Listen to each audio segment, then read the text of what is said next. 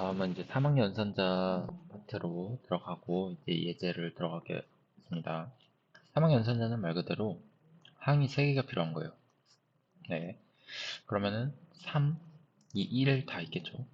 1항 연산자는 부호가 될 수 있겠네요.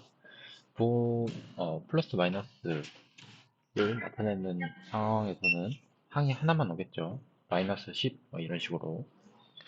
그리고 2항 연산자는 기본적인 수학 어, 부호를 생각하시면 될 것 같은데 1 더하기 1 이런 식으로 항이 2개 오는 상황이 있을 수 있겠죠.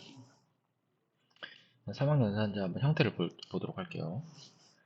자, 여기서 조건이 오게 되는데 이 조건이 참일 경우에는 A를 반환하고 B일 경우에는 그 거짓일 경우에는 B를 반환합니다.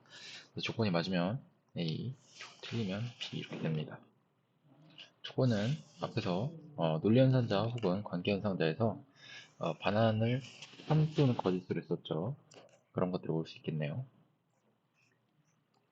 한번 여기서 한번 보도록 할게요. 자, 임의의 변수와 아무거나 템프에다가 만약 10이 3과 같으면 안녕하세요를 반환하고 10이 3과 같지 않다면 안녕히 계세요를 반환을 해볼게요. 자, 10은 3과 같지 않죠. 그러므로 안녕히 계세요가 출력이 될 거예요.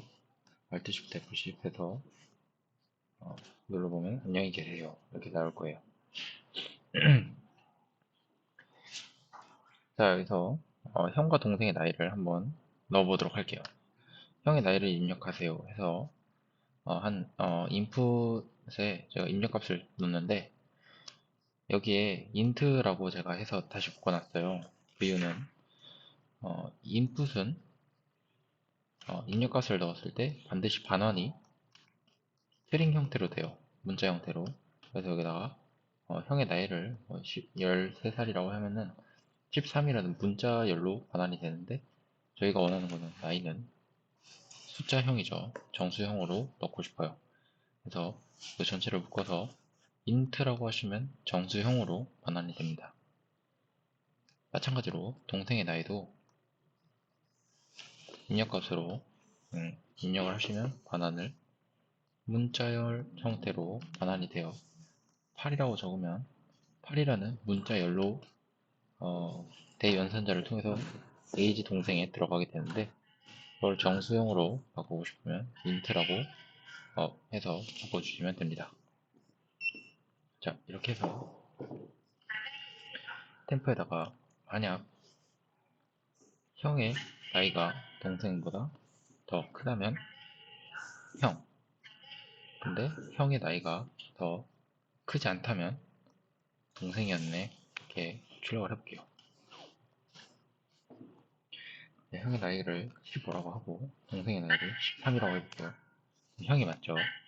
그러면 형의 나이를 15라고 하고 동생의 나이를 21이라고 하면 이렇게 B가 출력이 되는 거 보실 수 있어요. 자, 이것도 제가 지속 처리를 하고 다음을 넘어갈게요. 이제 연산자 예제를 한번 살펴보도록 할게요. 자, 연산자 예제 첫 번째. 키에 120이 들어갔고 플러스에 가 이렇게 변수 두 개가 설정이 됐어요. 이렇게 들어간 상황이면 자, 우리 컴퓨터 메모리에 어딘지 모르겠지만 여러 가지 정보들이 이렇게 저장이 많이 돼 있을 거예요. 근데 그 중에 어느 부분에는 120이라는 게 들어가고 어느 부분에는 5라는 게 들어갈 거예요. 자, 여기 주소값을 예를 들어서 이 주소값을 1, 2, 4라고 해볼게요. 그리고 이쪽 주소값을 336이라고 해볼게요. 그러면은 우리가 8라고 입력을 하면 파이썬은 이거를 1, 2, 4의 주소값으로 받아들여서 1, 2, 4의 주소값을 찾아 들어가서 이 안에 있는 120을 꺼내 옵니다. 그래서 우리한테 8라고 입력을 하면 120을 반환을 해줘요. 자, 그리고 이제 플러스라는 이름으로 우리가 변수를 설정을 했는데 플러스라고 우리가 입력을 하면 컴퓨터는 336에서 336을 찾아 들어갑니다. 그래서 336에 해당되는 메모리를 찾아 들어가서 5라는 친구를 끄집어 와서 반환을 해주는 거예요. 이런 메커니즘으로 어, 값을 가지고 오게 됩니다. 템프라는 친구한테 자 만약에 8 더하기 플러스가 130보다 크다면 탑승 가능, 그거보다 크지 않다면 탑승 불가능이라고 반환을 해줄 거예요. 이게 조건이죠. 탑승 가능이 A, 탑승 불가능이 B. 자, 이 놀이기구는 130cm가 넘어야 되나봐요. 탑승 가능 제한 키가. 자, 그러면 120 더하기 5는 130이 안 되기 때문에 탑승 불가능이 출력이 되겠죠? 네. 이런 식으로 사용하는 게 3항 연산자입니다.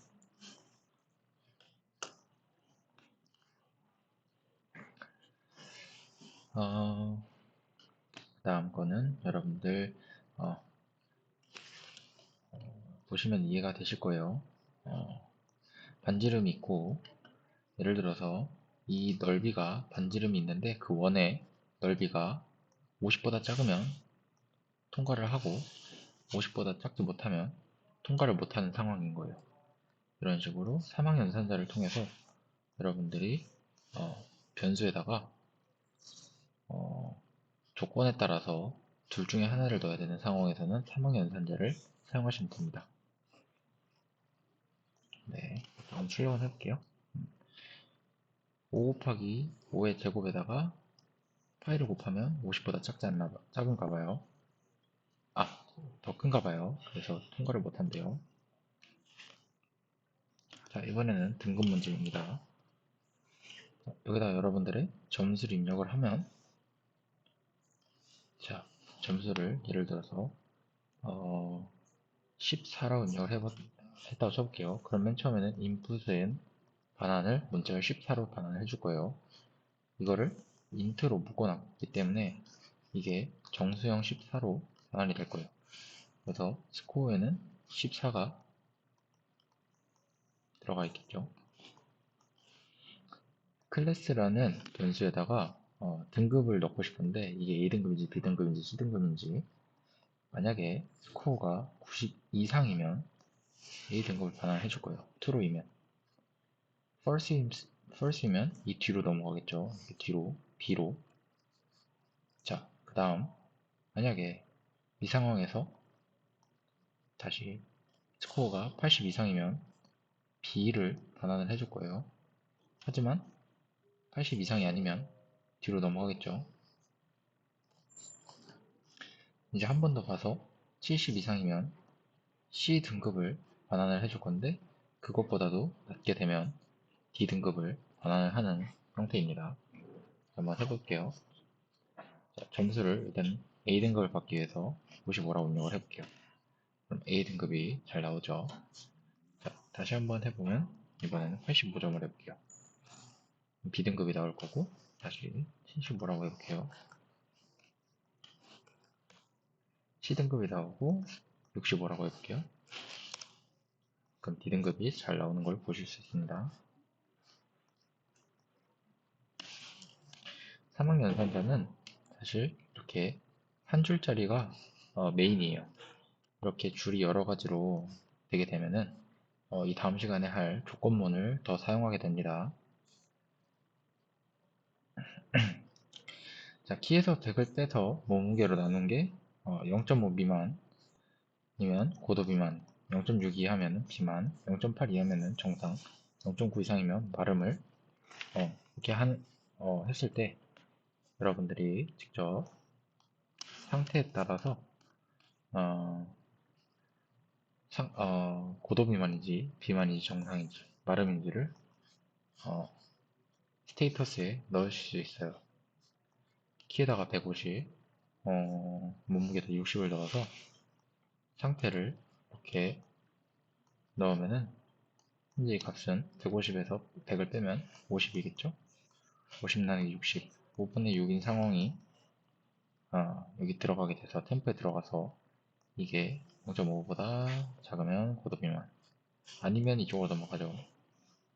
여기서 0.5 이상이고 0.6 이하 미만이면 비만인데, 그것도 아니면 또 들어가서 0.6 초과하고 0.8보다 이하면 정상. 이것도 아니면 마름이 출력이 될 거예요. 네, 이렇게 사망 연산자까지 살펴봤습니다.